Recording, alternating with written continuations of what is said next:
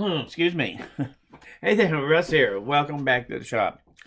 Yesterday, in my last video, I did a video on my hand screw clamp.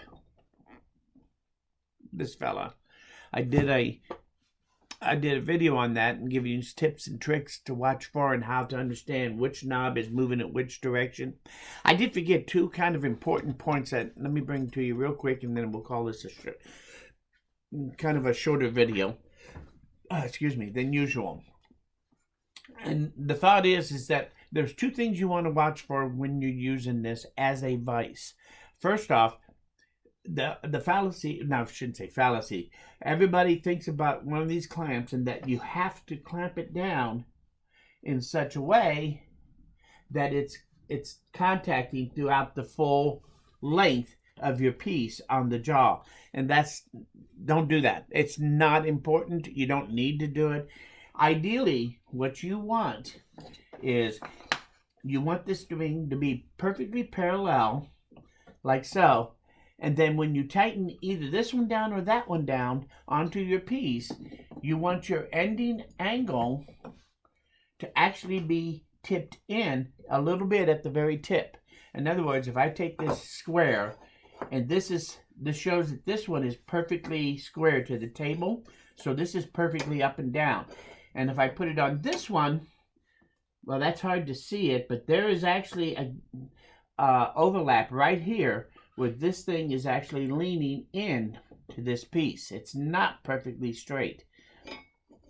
And that's what you want, because what happens is, let me put it in this way and snug it down.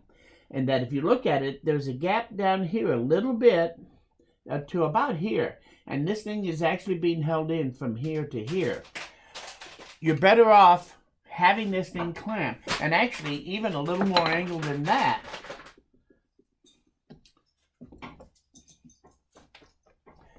Is even a little better. You want to get it up here in this last little area here is where it's best to clamp your piece. Yeah, that's her, you know who. That's little Missy. She's got one of her squeeze toys. No. Here. There you go. Hopefully that'll distract her. Anyway, you want this thing, you can see now that this angle, I don't know if you can see that now or not. Let me zoom in, see if you can see that. Now you can see there's a gap right here on this. And that gap is there, means that this is leaning in. That's what you want. If I exaggerate what I'm saying,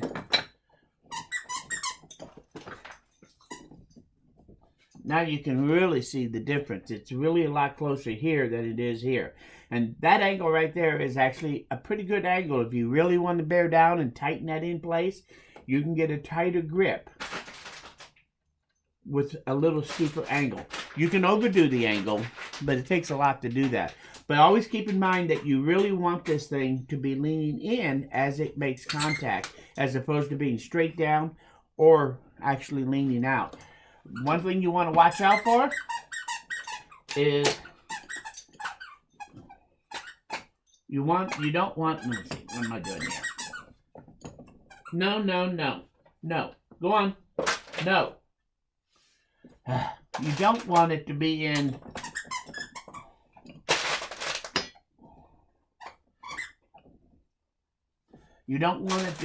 this way where it's actually leaning. Nah, we got more than that. You don't want it to be leaning in this way outward and grabbing it, because then it's grabbing it down here, and quite honestly it's easier to pull it out or for it to pop out on its own. So make sure this angle is leaning in to your piece. These two jaws are leaning into each other when you tighten down. You're better off than if it's perfectly flat or if it's leaning out. Avoid this sort of thing totally. Can you make it flat? You can, but it doesn't really gain anything. You're using this as a vise now. You're not using it to keep two pieces in perfect alignment to each other. So just remember that because of that, if this is tipped in, just like a leg vise, when you tighten down that leg vise, it tips in just a little bit further than at the bottom, because if you have the bottom in too much, when you tighten it down, this is what you get. So watch out for that. The second thing I wanted to give you the tip on this is the tightening of it. Now, I told you before, primary knob, secondary knob. I tend to want to use this one to do the tightening and loosening, to put my piece in and out. But you can do it with this one.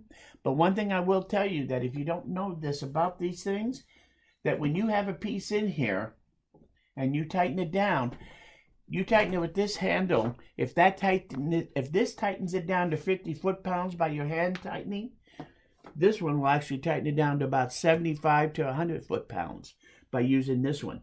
This is much tighter leverage to do final tightening than this one does. So there are times when you want to go that extra oomph on tightening. If you need it, don't do this one, do this one. And if you don't believe that, then go ahead, tighten it with this one as tight as you can, the lower one, the secondary knob, and then try to loosen it with the top knob. And then come back and do it the other way, and you'll find a distinct difference, that it'll be a lot harder to loosen it from here when you tighten it from here.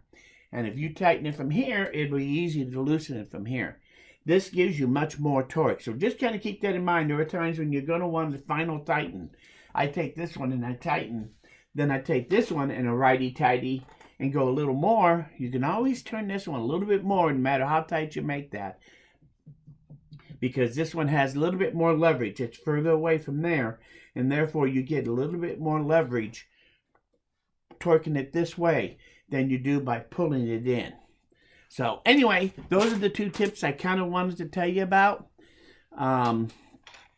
If you have any questions about this, let me zoom back out. If you have any questions about this, let me know. But I think those two tips should really help you keep this thing in alignment, so that you get the best gripping power out of this thing too. So, and remember, righty-tighty, lefty-loosey to take it in and out, and turn them both in the same direction, whichever direction you want, either in or out. You have to turn them both in the same direction together in unison. And this one is always turns to the left to widen it, and always turns in to get it closer. So if you want to go in, you'd want to figure out which way to go. Always remember, turn this one inward. That means this one has to follow. So these both are going to rotate like this. If I wanted to come out, I can look at this one and say, okay, lefty-loosey, I'm pulling it apart. So this one has to follow the same rotation as that one for moving the jaw out. And that's how you can quickly look at the clamp and see which way you want to move it, which direction you want to move either or both of these to do whatever it is you're trying to do. That's why I call this the primary knob and this the secondary knob. So questions, thoughts, leave them down below. I want to thank everybody for doing that, listening, watching this, and all the comments that you've left. I really appreciate it. If you learned something here, hit that like button. Lets me know I did something right. Anyway, most importantly though, please come back again, because I'm nowhere near done. Thanks, and we'll see you guys again very soon.